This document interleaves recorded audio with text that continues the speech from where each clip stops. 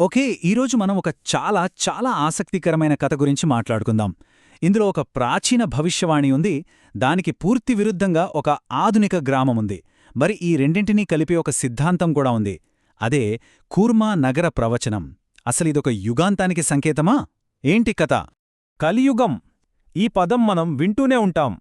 హిందూ విశ్వాసాల ప్రకారం మనమిప్పుడున్న యుగమన్మాట. అంటే ధర్మం తగ్గిపోయి పాపం పెరిగిపోయే కాలం. సరే, అసలు ప్రశ్నేంటంటే, ఈ యుగానికి అంతం ఇక్కడే ఈ ప్రదేశంలోనే మొదలవుతుందా? ఎందుకంటే ఈ ప్రశ్న వెనుక మనం అస్సలు ఊహించని ఒక ప్రదేశం, ఒక షాకింగ్ థియరీ దాగి ఉంది. ఈ మొత్తం కథకి, ఈ థియరీకి సెంటర్ పాయింట్ ఏదో తెలుసా? బహుశా మనలో చాలామంది విని కూడా ఉండరు. అదొక చిన్న గ్రామం. దాని పేరు కూర్మనగరం. ఎక్కడో కాదు, మన ఆంధ్రప్రదేశ్లో విశాఖపట్నం దగ్గరే ఉంది. మరి ఇంతకీ ఓ చిన్న పల్లెటూరికి యుగాంతానికి అసలు సంబంధమేంటి? సరే, ఆ సంబంధమేంటో తెలుసుకోవాలంటే ముందు మనం ఆ ఊరి స్పెషాలిటీ ఏంటో చూడాలి. ఎందుకంటే అది మామూలూరు కాదు. టెక్నాలజీ అనే మాటే లేకుండా దానికి దూరంగా బ్రతుకుతున్న ఒక ప్రత్యేకమైన ప్రపంచమది. ఇక్కడ చూడండి, ఇది నిజంగా ఆశ్చర్యంగా ఉంటుంది.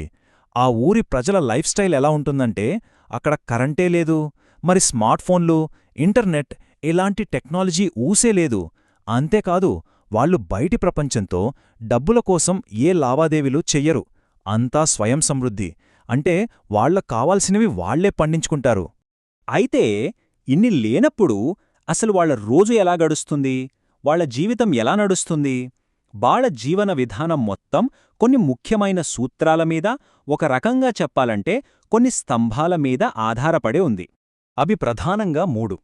ఒకటే, వాళ్లకు ఏం కావాలన్నా ఆహారం నుంచి బట్టల వరకు అన్నీ వాళ్ల సొంత పొలాల్లోనే పండించుకుంటారు. రెండు, వాళ్లకు చాలా స్ట్రిక్ట్ టైం టేబుల్ ఉంటుంది. అంటే చాలా క్రమశిక్షణతో కూడిన దినచర్య అన్నమాట. ఇక మూడోది, ఇది చాలా ముఖ్యం, వాళ్లు నిరంతరం భగవద్గీతను చదువుతూ పారాయణం చేస్తూ ఉంటారు.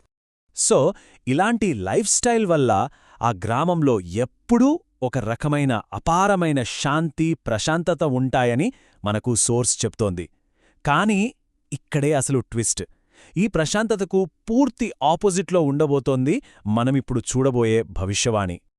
రైట్, ఇప్పుడు వరకు ఆ శాంతియుత గ్రామం గురించి చూశాం కదా. ఇప్పుడు పూర్తిగా గేర్ మార్చి కలియుగం అంతం గురించి చెప్పే ఆ భయంకరమైన ప్రవచనం వైపు వెళ్దాం. ఇక్కడ చూస్తే ఈ కథలో ఉన్న అసలు కాంట్రాస్ట్ మనకు స్పష్టంగా కనిపిస్తుంది. ఒకవైపు కూర్మనగరంలో శాంతి, ఆధ్యాత్మికత, స్వయం సంపృద్ధి అన్నీ ఉన్నాయి. కాని ఇంకోవైపేముంది? కలియుగం చివర్లో పాపం పెరిగిపోతుందని, అంత గందరగోళంగా ఉంటుందని, తిండి కోసం యుద్ధాలు జరుగుతాయని, చివరికి టెక్నాలజీ వల్లే వినాశనం వస్తుందని భవిష్యవాణి చెబుతోంది. చూశారా ఎంత తేడానో? ఆ భవిష్యవాణిలో మొదటి అంచనా ఏంటో తెలుసా? భూమిమీద ఉన్న ఔషధాలన్నీ, అంటే మందులన్నీ వాటి శక్తిని కోల్పోతాయట. వ్యాధులకు ట్రీట్మెంట్ అనేదే ఉండదు. ఇక రెండోది, పరిస్థితి ఇంకా దారుణం. తినడానికి తిండి దొరకక కేవలం ఒక ముద్దన్నం కోసం ప్రజలు ఒకరినొకరు చంపుకునే స్థాయికి, భయంకరమైన యుద్ధాలు చేసే స్థాయికి వెళ్తారట. అంటే మన నాగరికత పునాదులే కదిలిపోతాయన్నమాట. ఇక ఫైనల్గా మనుషుల్లో మానవత్వం అనేది పూర్తిగా చచ్చిపోయి మృగాల్లా ప్రవర్తించడం మొదలుపెడతారు. ఎక్కడ చూసినా పాపమే రాజ్యమేలుతుంది. ఓకే, ఒకవైపు ఇంత భయంకరమైన ప్రవచనం, ఇంకోవైపు అంత ప్రశాంతమైన గ్రామం. అసలు ఈ రెండిటికీ సంబంధమేంటి? ఇక్కడే మన కథలోకి శంబల అనే ఒక మిస్టీరియస్ ప్లేస్ ఎంటర్ అవుతుంది. సో మనం అడగాల్సిన అసలైన ప్రశ్న ఇదే. ఒక సింపుల్ పల్లెటూరు ఒక యుగాంతాన్ని ఎలా కనెక్ట్ చేస్తుంది? ఈ రెండింటి మధ్య ఉన్న బ్రిడ్జ్ ఏంటి? శంబల అంటే ఏంటి? మన హిందూ పురాణాల ప్రకారం ఇది ఒక పౌరాణిక రాజ్యం. ఒక కొత్త యుగాన్ని, అంటే సత్యయుగాన్ని మళ్లీ మొదలుపెట్టడానికి రాబోయే ఆ చివరి అవతారం ఇక్కడే పుడుతుందని ఒక బలమైన నమ్మకం. మరి ఆ చివరి అవతారం ఎవరో కాదు, కల్కి అవతారం. శ్రీమహావిష్ణువు యొక్క పదవా చివరి అవతారం. కలియుగాన్ని అంతం చేసి కలి అనే రాక్షసుణ్ణి సంహరించడానికే కల్కి వస్తారని ప్రవచనాల్లో ఉంది. సో ఇక్కడే మనకు అసలు పాయింట్ దొరుకుతుంది. ఈ మొత్తం థియరీ చెప్పేదేంటంటే, ఆ పురాణాల్లో చెప్పిన శంబల మరెక్కడో లేదు, అదే ఈ కూర్మనగరమని. అంతేకాదు, కల్కి అక్కడే ఒక బ్రాహ్మణ రైతు కుటుంబంలో పుడతాడని, ఈ కలియుగానికి అధిపతి అయిన కలిపురుషుడిని సంహరించడమే ఆయన విధి అని ఈ థియరీ బలంగా చెప్తోంది. ఇది మనల్ని ఒక చాలా పెద్ద ప్రశ్న దగ్గరికి తీసుకొస్తోంది. నిజంగానే కూర్మ నగరం ఆధునిక శంబలనా?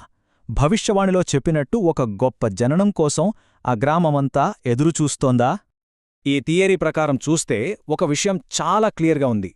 ప్రస్తుత ప్రపంచానికి, దాని పోకడలకు దూరంగా ఉన్న ఒక ప్రదేశమే మన భవిష్యత్తుకు కీలకంగా మారబోతోంది. అంటే మనం గొప్ప అనుకుంటున్న ఈ ఆధునికతను ఎక్కడైతే వద్దనుకున్నారో అక్కడే మానవజాతి కొత్త భవిష్యత్తు మొదలవుతుందని ఇది సూచిస్తోందన్నమాట.